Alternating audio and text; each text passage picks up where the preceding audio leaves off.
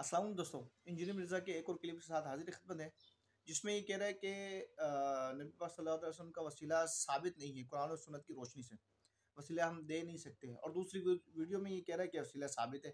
पहली में कह रहा है कि नबी पाक सल्लल्लाहु अलैहि वसल्लम ने या अल्लाह तुझे जिब्राइल का वास्ता, तुझे मिकाइल का वास्ता, यानी कि वास्ता देना ये साबित ही नहीं है, ये कुरान और सुन्नत से साबित नहीं है। लेकिन दूसरी वीडियो में ये नबी पाक सल्लल्लाहु अलैहि वसल्लम का वसीला भी साबित कर रहा है और वास्ता भी साबित कर रहा है। और जिस हदीस का ये बयान हवाला दे रहा है जामिया तिर्मिज़ी की 3578 नंबर हदीस है, वो हदीस भी आपको सुनाते हैं कि उसमें क्या नबी पाक सल्लल्लाहु अलैहि वसल्लम ने इरशाद फरमाया, क्या तालीम दी है। पहली में तो ये मना कर रहा है, लेकिन दूसरी में साबित भी कर रहा है, यानी कि ये दो मौक़िफ़ इख्तियार कर रहा है। अब उम्मत इससे गुमराह नहीं होगी तो क्या होगा। एक में तो बोला जायज़ नहीं है, पहले क्लिप कोई देखेगा तो यही बोलेगा यार जायज़ तो है ही नहीं, साबित तो है ही नहीं। और दूसरी वीडियो में ये कह रहा है कि साबित है। अब बंदा इसका क्या करे। चलो पहले वीडियो इसकी देखते हैं, फिर बात करते हैं। मैंने सारे दलाइल कुरान और सुन्नत से दिए, कौन कौन से वसीले जायज़ हैं और किस वसीले का कोई सबूत नहीं है। अब ये देखें, आप मिसाल ही गलत दे रहे हैं। ये इस मिसाल में ये है कि रूह कुदस के ज़रिए हसन इब्न साबित की मदद करा। ये नबी अलैहिस्सलाम ने दुआ की कि ऐ अल्लाह जिब्रील के ज़रिए मदद कर। तो जिब्रील के ज़रिए अल्लाह की मदद मांगी है, जिब्रील की मदद नहीं मांगी। दूसरी बात, इसका यानी जो डेकोरम सेट है, पहले से एक प्रेसिडेंट मौजूद है। वो कुरान पाक में हज़रत ईसा अलैहिस्सलाम के जितने मौजज़ात हैं ना, उसके बारे में ये जिक्र आता है कि हमने ईसा की मदद की रूह कुदस के ज़रिए। तो नबी अलैहिस्सलाम ने उसी को लिया ना कि अल्लाह ताला ने ड्यूटियाँ तफवीज़ करने के लिए फ़रिश्ते रखे हुए हैं और वो फ़रिश्ते उन ड्यूटियों के ऊपर मामूर हैं, लेकिन मांगना किससे है? अल्लाह से। इस दुआ में नबी अलैहिस्सलाम ने ये तो नहीं कहा अल्लाह जिब्राइल के सदके नाजिल फरमा, ये क्या है, या अल्लाह तुझे जिब्राइल का वास्ता मेरा ये काम कर दे। तो सर वसीला आपने कहां से निकाल लिया, वो वाला वसीला। आप भी यही दुआ करें कि जिब्राइल इस्लाम के जरिए मदद फरमा, बिल्कुल ठीक है, वो अल्लाह ने उनको ड्यूटीज के लिए तफवीज किया हुआ है। लेकिन जिब्राइल को आपने पुकारा नहीं है, जिब्राइल का वसीला पेश नहीं किया। सर हमें उर्दू तो आती है, आपको भी आती है, वो बात करें। मैं इसलिए कहता हूं कि पढ़े लिखे बंदे से आपका वास्ता पड़ा है खुदा। और वसीला तो फिर भी साबित नहीं होगा। वसीला तब होगा जब आप कहें, जब नबी अलैहिस्सलाम ने यह कहा कि अल्लाह तुझे रूह कुदस का वास्ता, तुझे जिब्राइल का वास्ता, तुझे मिकाईल का वास्ता, तुझे इसराफील का वास्ता, ये तो कोई नहीं कहा। तो देखें, यानी वो बात मैच भी करनी चाहिए। अपनी तरफ से अपना लुकमा तो कुरान और सुन्नत के मुंह में ना डाले ना। और अब इसकी जो है ना दूसरी वीडियो देखते हैं हम। दूसरी वीडियो में ये किस तरह से वसीला साबित कर रहा है। जिन लोगों ने वसीले को नबी अलैहिस्सलाम के जायज समझा, तो कुछ अहादीस ऐसी हैं, जिस तरह सुन्न इब्न माजा में हदीस है और इब्न माजा ने इसके साथ लिखा है ये हदीस सही है। एक नाबीना सहाबी जो है वो उस्मान बिन हुनैफ के पास आए, तो उस्मान बिन हुनैफ रवायत करते हैं कि एक नाबीना सहाबी थे, वो रसूलुल्लाह सल्लल्लाहु अलैहि वसल्लम के पास आए, तो उन्होंने कहा या रसूलल्लाह दुआ करें मेरी आंखें मुझे अल्लाह ताला लौटा दे। आपने फरमाया सब्र कर लो तो जन्नत है। तो कहते हो तो दुआ कर देता हूं। उन्होंने कहा या रसूलल्लाह आप दुआ ही करें। उनको पता जन्नत तो वैसे ही है, उनके लिए थी वाकई, वो खाली खुली नहीं थे, जो कुछ भी है तेरे महबूब की उम्मत से। तो सही बुखारी में हदीस है, हदीस कुदसी, नबी अलैहिस्सलाम फरमाया अल्लाह फरमाता है मैं अपने जिस बंदे से आंखें ले लूं तो मेरे यहां इसके पास जन्नत के सिवा कोई उसकी जजा नहीं है। हाँ, नाबीनों के लिए खुशखबरी है, जन्नत मिलेगी। हुजूर ने कहा वुजू करो, 2 नफिल पढ़वाए, उसके बाद कहा कि दुआ करो, ऐ अल्लाह मैं तेरे नबी के वसीले से तेरी तरफ मुतवज्जे होता हूं, और या रसूलल्लाह मैं आपके वसीले से आपके रब की तरफ मुतवज्जे होता हूं। बस यहां तक हदीस बयान करते हैं। इसके आगे अल्फाज हैं, ऐ अल्लाह मेरे नबी की दुआ मेरे हक में कबूल फरमा। हुजूर ने उनके लिए दुआ की, उनकी आंखें वापस आ गई। तो हज़रत उस्मान बिन हुनैफ के पास वो आया, तो उन्होंने कहा तुम्हें मैं एक दुआ सिखाता हूं जो मैंने नबी अलैहिस्सलाम से सीखी हुई है। और उन्होंने वही दुआ जो है ना उसको सिखाई। अब हुजूर को फौत हुए भी ऑलमोस्ट समझ लें कम से कम भी 15 साल तो गुजर चुके होंगे हज़रत उस्मान के दौर में। तो उन्होंने वही दुआ मांगी और उसकी हाजत अल्लाह ने पूरी कर दी। इस हदीस के तहत इमाम तबरानी और अहले सुन्नत के बाज़ आइम्मा कहते हैं कि नबी अलैहिस्सलाम का वसीला हुजूर की वफ़ात के बाद भी कोई अगर पेश करता है और यूं कहता है कि ऐ अल्लाह मैं तेरे नबी के वसीले से तेरी तरफ मुतवज्जे होता हूं, और या रसूलल्लाह मैं आपके वसीले से आपके अल्लाह की तरफ मुतवज्जे होता हूं, इसमें हाज़िर नाज़िर का अकीदा या इल्मुल गैब वाला अकीदा जो खुद से बनाए हुए हैं इन्होंने, एक तो वो है जो वाकई मौजूद है, एक जो इन्होंने खुद बनाया हुआ है, वो ना हो तो कोई कर लेता है तो ये कोई यानी बदअकीदगी वाला मसला नहीं है। दोस्तों देखा आपने, ये पहली वीडियो में तो मना कर रहा, दूसरी वीडियो बोलता है नहीं इसमें जायज़ है। हदीस भी आपको सुना देते हैं।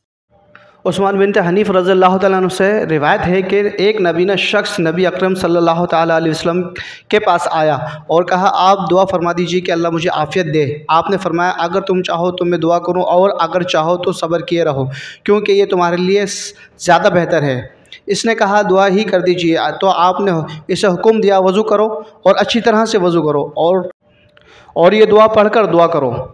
तर्जुमा, ए अल्लाह मैं तुझसे दुआ मांगता हूँ और तेरे नबी मोहम्मद सल्लल्लाहु ताला अलैहि वसल्लम जो नबी रहमत हैं के वसीले से तेरी तरफ मुतवज्जा होता हूँ। मैंने आपके वास्ते से अपनी ज़रूरत में अपने रब की तरफ तवज्जो की है ताकि तू ए अल्लाह मेरी ये ज़रूरत पूरी कर दे, तो ए अल्लाह तू मेरे बारे में इनकी शफाअत कबूल कर। अच्छा, दूसरी बात ये है कि ये कह रहा है कि आप अपना लुकमा कुरान और सुन्नत के मुंह में तो ना डालें। तो सर हम भी आपसे यही कहेंगे कि अपना लुकमा आप कुरान और सुन्नत तो ना डालें ना, जो शरीयत के अहकाम है उसमें आप अपने अल्फाज तो ना घुसेड़ें ना। अगर आपने तबलीग करनी है दीन की, कम से कम आप बोलते हदीसों के हवाले देते हैं बुखारी मुस्लिम के, कम से कम आप कम से कम उसको तो सही करके चले ना, उसको तो सही से पकड़ें। आप जो है ना अपना लुकमा डाल देते हैं और बीच में बोलते हैं नहीं नहीं ये तो हवाले साबित नहीं है। अल्फाज यहीं तक के कि उन्होंने जो है ना बोले यहीं तक अल्फाज बयान करते हैं। फिर नबी पाक सल्लल्लाहु अलैहि वसल्लम ने दुआ की और आपकी आंखें वापस आ गई।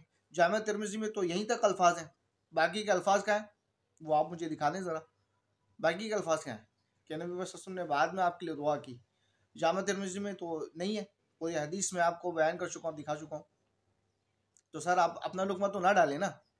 अच्छा, दूसरी बात यह है कि आपने कहा कि वो इल्मुल गैब का और हाजिर नाजिर का, तो सर जी हदीस आपने बयान की नबी सल्लल्लाहु अलैहि वसल्लम का वास्ता जिसमें दिया जा रहा है जामे तिरमिज़ी की, या ए मोहम्मद सल्लल्लाहु अलैहि वसल्लम में आपके वसीले से नबी अल्लाह ताला की बारगाह में मुतवज्जो होता हूँ। तो सर मुझे एक बात बताएं, एक शख्स यहाँ मौजूद ही नहीं है, मिसाल मैं आपको देता हूँ कि आप ये मिसाल देते हैं लोगों के बीच में जमा हो के अब्बा जान, ए अब्बा जान, तो जो बंदा हाजिर ही नहीं है तो लोग बोलेंगे यार ये तो पागल है, इसके अब्बा जान को फौत हुए इतना अरसा गुजर गया, या ए अब्बा जान कह के किसको मुखातिब कर रहा है। तो जाहिर सी बात है जो बंदा हाजिर होगा जो नाजिर होगा वही सुनेगा ना हमारी बात। जो बंदा जिसका पता ही नहीं है, वो है ही नहीं दुनिया में मौजूद, वो कैसे सुनेगा। तो वो बोलते नहीं उन्होंने अपनी तरफ से जो बनाया हुआ है अकीदा और ऐसा, तो सारा आप दिखा दें अकीदा कि ए मोहम्मद सल्लल्लाहु अलैहि वसल्लम का अकीदा क्या बनेगा, हाजिर नाजिर का अकीदा बनेगा या नहीं बनेगा। खैर फिलहाल दलाइल तो बहुत सारी हैं, लेकिन हम आपके अल्फाज आप ही पे दोहरा रहे हैं जो आपने बयान किया है कि वो अपने से बनाया हुआ। सर हमने अपने से नहीं बनाया हुआ, जो हदीस आप बयान कर रहे हैं ना हाजिर व नाजिर का और इल्मुल गैब का अकीदा इसी से निकलता है, और दलाइल बहुत सारे हैं, लेकिन हम फिर कभी इंशाल्लाह इस मौजूद पर बात करेंगे। आज का टॉपिक हमारा ये नहीं है इल्मुल गैब का या हाजिर व नाजिर का। लेकिन आपने कहा कि खुद से जो बनाए हुए, सर हमने नहीं बनाए हुए, ये कुरान और सुन्नत से साबित है। हाँ, लेकिन ये है कि आप जैसे मौलवी, 2 नंबर मौलवी कुरान और सुन्नत में आके जो डंडी मारते हैं, उम्मत को गुमराह करते हैं, तो लिहाजा इस चीज़ से बाज आ जाएं। जो कुरान और सुन्नत से साबित है आप उसको साबित करें। आप बोलते हैं ना मैं हूँ सुन्नी इल्मी किताबी, मुस्लिम इल्मी किताबी, तो कौन सी इल्मी किताबी हैं सर, कौन सी इल्मी किताबी आप जो आप हदीस बयान कर रहे हैं। आप पहली बात तो ये है कि जो आपका मौक़िफ़ है आप पहले तो उससे हट जाते हैं, फिर उसी पे आ जाते हैं दूसरी वीडियो में। तो सर आप एक मौक़िफ़ इख्तियार कर दें, आप बताएं तो सही आपका अपना अकीदा है क्या। एक वीडियो में आप मना कर देते हैं, दूसरे वीडियो में आप उसी में छलांग मार के आ जाते हैं, नहीं नहीं ये भी ठीक है, साबित हो सकता है, चल जाता है। तो सर एक जगह टिके तो सही, बेपैंदी के लोटे ना बने। लोटे जो होते हैं ना वो कहीं भी घूम जाते हैं, जहाँ पानी का वजन ज़्यादा होता है ना उधर ही घूम जाते हैं। आपकी मिसाल वही है अली भाई, जैसा लोटा घूमता है ना वैसे आप भी वैसे ही घूम जाते हैं। एक वीडियो में कुछ और बात होती है आपकी, नहीं नहीं ठीक नहीं, साबित नहीं है, कुरान सुन्नत से है ही नहीं, और दूसरी वीडियो में उसी बात को जिसमें आपने चुटलाया है, उसी बात को जो है ना साबित करने के लिए एड़ी चोटी का जोर लगा देते हैं आप। तो सर एक जगह टिके तो सही, लोटे ना बने, आलिम बने, लोटे ना बने। आपसे गुजारिश है ये, अगर मेरी वीडियो आप तक पहुंच जाए, अल्लाह करे पहुंच जाए, आप देखें और फिर आपको हो सकता है शर्मिंदगी हो, नदामत हो, अल्लाह करे हो, क्या कम से कम एक मौक़िफ़ तो इख्तियार करें ना। मुनाफिक भी एक जगह रहता है, मुनाफिक भी एक जगह रहता है कि यार मेरा ये मौक़िफ़ है, तो आप सर क्या हैं, एक मौक़िफ़ इख्तियार कर लें किसी भी मौज़ू पे। कभी किसी सहाबा कराम को माज़अल्लाह आप तनकीद का निशाना बनाते हैं, फिर उसी सहाबा कराम की फजीलत भी बयान कर रहे होते हैं। या तो तनकीद ना करें या तो फजीलत बयान ना करें, एक मौक़िफ़ इख्तियार कर लें और अपना माइंड लोगों तक फिर पहुँचाएँ। या दो राहे पे लाके उम्मत को आपने खड़ा किया हुआ है। आपके जो फॉलोवर्स हैं, आपके स्टूडेंट्स, वो भी परेशान हैं, उनको लोग जगह ब जगह जलील करते हैं कि देखो तुम्हारा ये बंदा, तुम्हारा ये उस्ताद क्या बात कर रहा है, क्या बकवास कर रहा है। एक वीडियो में ये बात कर रहा है, दूसरी में ये बात कर रहा है। यानी पहले में मौक़िफ़ ये है कि नहीं करना, दूसरे में ये कि कर सकते हैं, ठीक है चल जाता है। सर एक जगह टिक जाए, लोटे ना बने। जज़ाकल्लाह।